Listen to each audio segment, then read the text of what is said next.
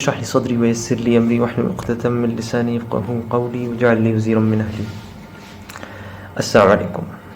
اچھا، اس ویڈیو میں آپ لوگوں کے ساتھ قرآن کے ایسٹرونومی سے ریلیٹڈ سورج، چاند اور زمین سے متعلق نیومیریکل میریکلز اور سائنٹیفک میریکلز شیئر کروں گا، اور شاید یہ میریکلز آپ نے پہلے کبھی نہ سنے،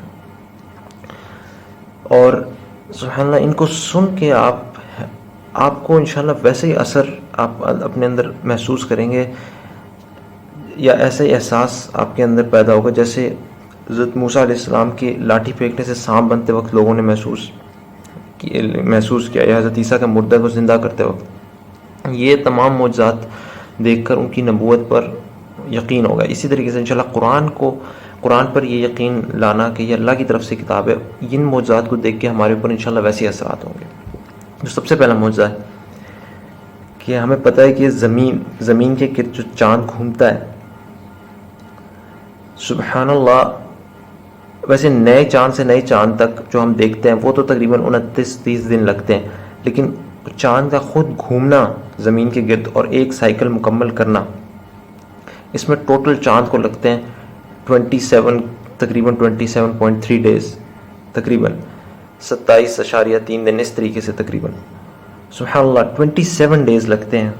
اور آپ حیران ہوں گے کہ قرآن میں ہر جگہ مختلف مقامات پر قمر چاند کا ذکر آیا، اور یہ لفظ قمر جو ہے بار بار آتا رہا، اللہ تعالیٰ پیغام دیتا رہا، کوئی اس طرح نہیں کہ اللہ نے گن کے رکھے ہوں۔ ایگزیکٹلی اگر آپ گنیں تو پورے قرآن میں شروع سے آخر تک سبحان اللہ ایگزیکٹلی لفظ قمر یعنی چاند 27 دفعہ استعمال ہوا ہے، سبحان اللہ۔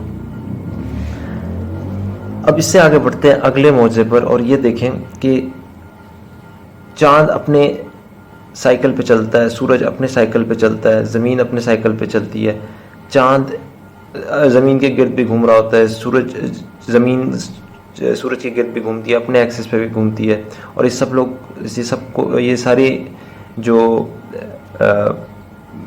اس کو کیا کہہ سکتے ہیں آپ، اجرام فلکی ہیں، سارے اسپیس میں، فضا میں بھی چل رہے ہیں۔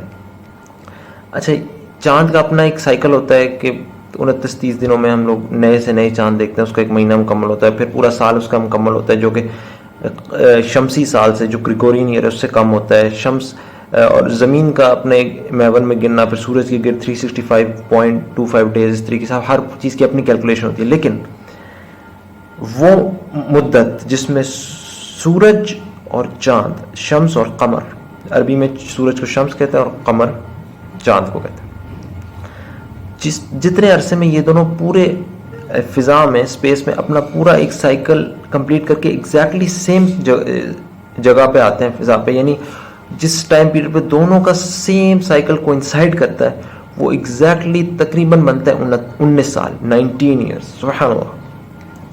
اور آپ حیران ہوں گے یہ سن کے کہ کیونکہ جس طرح فار ایگزامپل زمین سورج کی گرد جا رہی ہے تو 365.25 ڈیز تقریباً لے رہی ہے، اور اگر چاند زمین کی گرد جا رہا ہے تو 27 ڈیز لے رہا ہے، ہر چیز اپنے اپنے سائیکل پہ چل رہی ہے، لیکن سورج اور چاند کا کوئنسائڈ کرنا کہ فضا میں، اسپیس میں ایک ہی پوائنٹ پر اپنے سارے سائیکلز کمپلیٹ کر کے ایک ہی جگہ پر دوبارہ سے ریپیٹیشن کے سٹارٹ ہونا، یہ ٹائم لگتا ہے ایگزیکٹلی 19 سال، یعنی ایگزیکٹلی 19 سال بعد سورج اور چاند فضا میں سیم پوائنٹ پر، جہاں ریلیٹو پوائنٹ پر واپس آ جاتے ہیں، تو ان کا یہ سائیکل 19 سال کا ہوتا ہے۔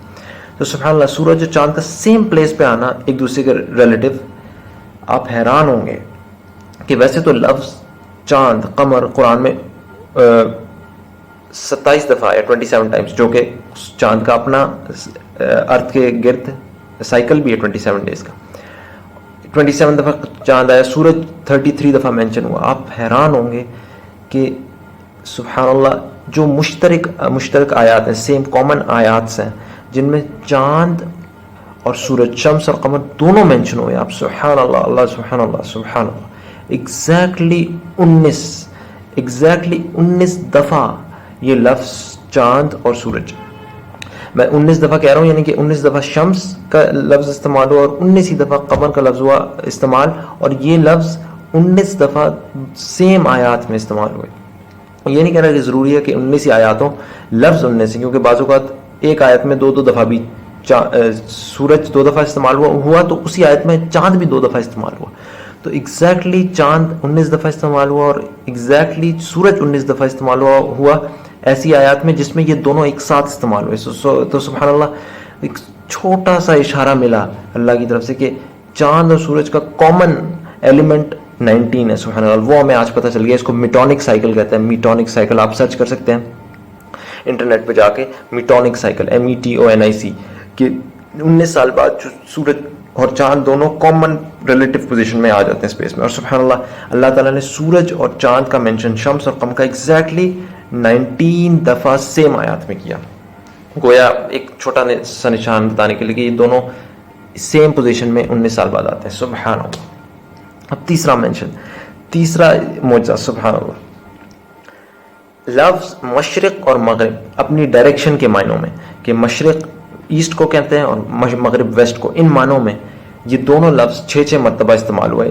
اس کی حکمت تو میں نہیں جان سکا, لیکن سبحان اللہ یہ ضرور جان سکا کہ دونوں لفظ مشرق اور مغرب ان معنوں میں, کہ مشرق کا مطلب ایسٹ جہاں سورج جہاں سے طلوع ہوتا ہے, اور مغرب کا مطلب ویسٹ جہاں سورج غروب ہوتا ہے. ان معنوں میں یہ دونوں لفظ ایگزیکٹلی 6 دفعہ استعمال ہوئے, مشرق اور مغرب. سبحان اللہ. قرآن کتنے سالوں میں نازل ہوا, پھر کی کاؤنٹ کس طریقے سے ایگزیکٹلی رکھا گیا. دونوں 6 دفعہ استعمال ہوئے, اور صرف یہی نہیں کہ 6 دفعہ استعمال ہوئے, دونوں ایک ہی آیت میں ہر بار 6 کی 6 دفعہ میں ہر بار دونوں ایک ہی مشترک آیت میں استعمال ہوئے. یعنی کہ جہاں مشرق استعمال ہو وہیں مغرب استعمال, جہاں مشرق استعمال ہو وہیں مغرب استعمال ہو. دونوں 6 دفعہ استعمال ہوئے, اور ہر بار دونوں ایک ساتھ ایک ہی آیت میں, ایک سیم آیت میں آئے, ریپیٹ ہوئے. ایک آیت میں مشرق آیا تو اس آیت میں مغرب بھی آیا, جس آیت میں مغرب آیا اس آیت میں مغرب بھی آیا. دونوں 6 آیات میں یعنی 6 دفعہ استعمال ہوئے. اب اس کی حکمت دیکھیں کہ ہمیں پتہ ہے آج سائنس کے ذریعے کہ سورج زمین گھوم رہی ہے, اور زمین کے گھومتے گھومتے رات اور دن, یعنی کانسٹنٹلی گھومتے گھومتے دن اور رات آتا جا رہا ہے, اور کانسٹنٹلی مشرق مغرب اس زمین پر انفینٹ جگہ ہے, بار بار مشرق اور مغرب ہو رہے. سورج کہیں غروب ہوتا ہے کہیں طلوع ہوتا ہے, کہیں غروب ہوتا ہے کہیں طلوع ہوتا ہے, ہر وقت غروب اور طلوع ہو رہا ہوتا ہے. یعنی ایک ہی وقت میں سبحان اللہ مشرق بھی ہوتا ہے زمین پر اور مغرب بھی ہو رہا ہوتا ہے, طلوع بھی ہو رہا ہوتا ہے اور غروب بھی ہو رہا ہوتا ہے, اور دونوں برابر بھی ہوتے ہیں. سبحان اللہ. گویا اللہ نے ایک تو قرآن میں دونوں کو برابر رکھا, مشرق اور مغرب, ایسٹ اور ویسٹ کو, گویا ایک چھوٹا سا ایک بڑا باریک سا ایک آیت, ایک نشانی دینے کے لیے کہ مشرق اور مغرب دونوں برابر ہیں, انفینٹ برابر ہیں, ہمیشہ مشرق اور مغرب رہتے ہیں. اور دوسرا یہ کہ دونوں ایک ہی وقت میں رہتے ہیں, زمین پہ گھومتے وقت مشرق اور مغرب دونوں ایک ہی وقت پر موجود ہوتے ہیں, کہیں سورج طلوع ہو رہا ہوتا ہے کہیں نکل. تو سبحان اللہ یہ بھی چھوٹا سا اشارہ دے دیا دونوں کو ایک ہی آیت میں رکھ کے ہر بار, کہ ہر وقت مشرق اور مغرب دونوں ایک ساتھ ہوتے ہیں. اور سبحان اللہ اس سے ایک تیسری بات بھی نکلتی ہے, اور وہ یہ کہ چونکہ اس طریقے سے کنفیگریشن صرف ایک گول زمین پہ پاسبل ہے, اسفیریکل ارتھ کی گول ہوتی تو ہی اس طریقے سے مشرق اور مغرب ایک وقت میں آ رہے ہوتے. تو یہ ایک باریک سا اس طرف بھی اشارہ ہے کہ زمین گول ہے اور چپٹی نہیں, گول زمین کی طرف اتنے سالوں پہلے قرآن نے اشارہ کرتی ہے. تو سبحان اللہ قرآن میں کتنے سارے سائنٹیفک اور نیومیریکل میریکلز ایک ساتھ کنیکٹڈ ہیں. چاند کا زمین کے 27 ڈیز میں گھومنا, چاند لفظ چاند پورے قرآن میں 27 دفعہ آیا. سورج کا اور چاند کا 19 سال بعد اپنا میٹونک سائیکل کمپلیٹ کرنا, جہاں وہ فضا میں کامن پلیس میں 19 سال بعد آتے ہیں, اور سورج اور چاند دونوں 19 دفعہ ایک ہی آیت میں استعمال ہوئے.